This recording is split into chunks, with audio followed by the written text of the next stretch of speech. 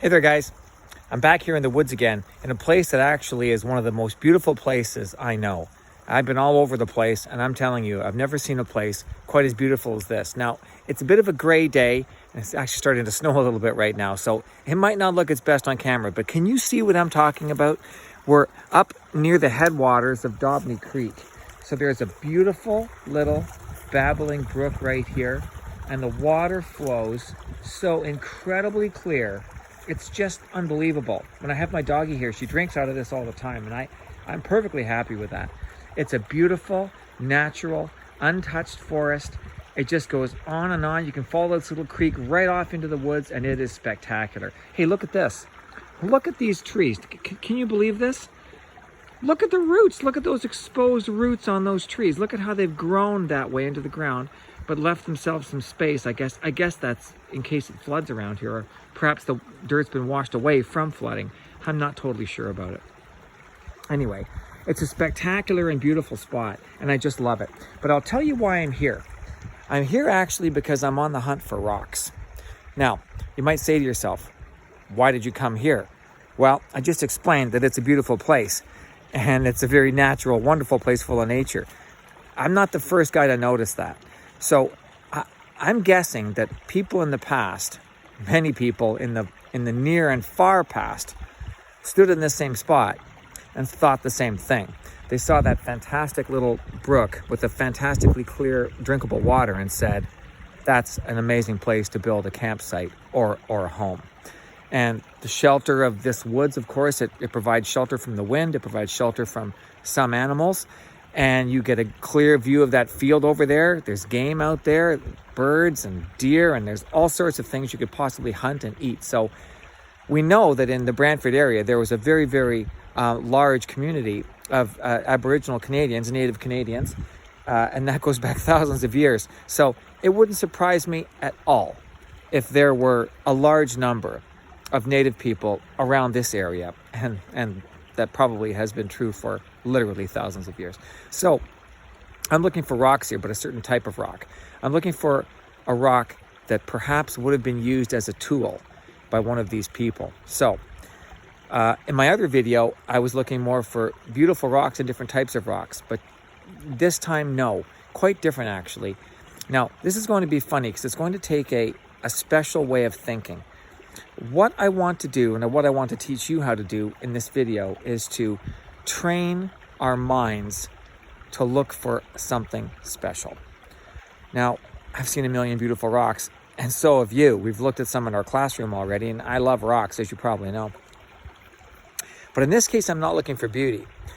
Because I'm looking for rocks that have been used, perhaps by people over the years or over the thousands of years, I'm looking for a rock that has been worked and changed and made into a tool.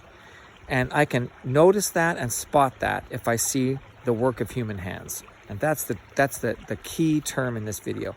I want to see the work of human hands. Now, hopefully, before you saw this, before you have watched this video, before you're watching it, you have seen those images on Google of Native American and Native Canadian stone tools. And you've seen that they're beautifully formed, masterfully shaped, and made into useful devices: arrowheads, spearheads, chisels, scrapers.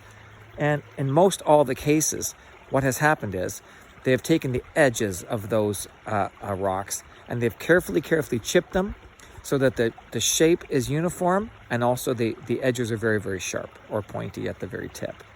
So what I want to see is evidence of that kind of chipping. Now, I'll show you one I've got so far. I've just found this one a few moments ago, but I'm not totally sure. This is the best one I've got so far. I'll just get it out of my pocket. Okay. Now, okay, I gotta get, oh, that's good. Okay, now look at this little rock. It's very, very triangular shaped, as you can see, right? And I'm not sure if you can tell, it's extraordinarily pointy. It's just completely pointy. And this knifey sharp edge right here is extremely sharp. And this knifey sharp edge right here is extremely sharp too. And so is this one. So I've got three very sharp edges and an extremely sharp point. Now, it's beautiful actually, isn't it? So It's hard to say now. This could have been formed by nature. As we know from our studies of rocks inside the classroom, rocks have a crystalline structure in many cases. Whoop, just a second. Where am I? Oh, focus. Oh, focus. There it is. Rocks have a crystalline structure. So it's possible for the rock to have fissured and broken through the forces of nature and broken into this shape because of the crystalline structure of it. Still, though, this looks a little bit too uniform for me to be made by nature. But again, I'm not an expert, hard to say. I see a little bit of evidence on this side, do you, of the scallopy nature? Do you see it goes up and down a little bit? That might mean, oh, that's better. See it? That might mean, again, the work of human hands. I think I might see that. Now, the bummer about this one is the backside doesn't look good. I mean, if this were a spear point, then you would expect that on the back would be a place to tie it onto your shaft, and that's missing. Now, this could be a broken spear point, for all I know. See, there again, look at the little scallops on the bottom. Do you see what I see? Like I said, this is the best one I've found so far, and I'm not an expert, but I've looked at enough rocks to know there's something a bit special about that, so I'm going to put that aside just for a second. Now, I'll show you what I'm doing right now. I'm down here by the water, and it's not the very, very best places to find rocks. Farmers' fields quite often are very, very good. But the nice thing about water is, and I want to try not to drop my phone, the nice thing about water is that it exposes the rocks that are there, right? So there are just hundreds and hundreds of beautiful little rocks on the floor of this little creek. What I'm going to do is I'm going to sit here and stare at them. I'm going to stare at them and stare at them and stare at them again. And just when you think I've stared at them enough, I'm going to go back and stare at them again, probably from a different angle. So I'm going to sit right here. I'm going to look down into the rocks, and I'm going to say to my brain, look for the work of human hands. Then I'm going to move over maybe a meter, look at the same bunch of rocks from a different angle, and I'm going to say to myself the same thing. Look for the work of human hands, right? So I'm going to poke a little bit around these rocks and see what I can find. Now, let's say I do find something. Is it mine?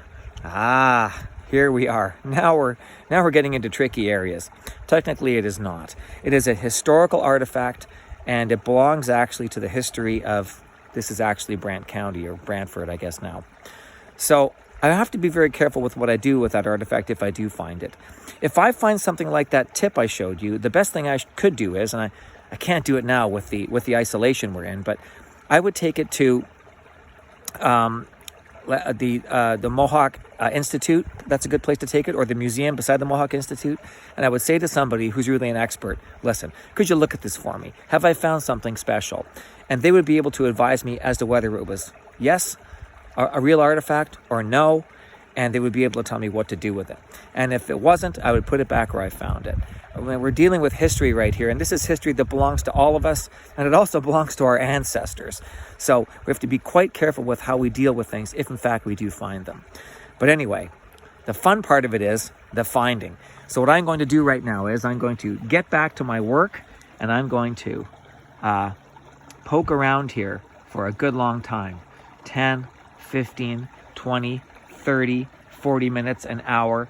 And just when you think I've poked around enough, I'm going to change my position and poke around some more. The work of human hands. Okay, when I finish, I might find something good, and if I do, I'm going to take a few pictures of it, and I'm going to put it alongside this lesson. Wish me luck.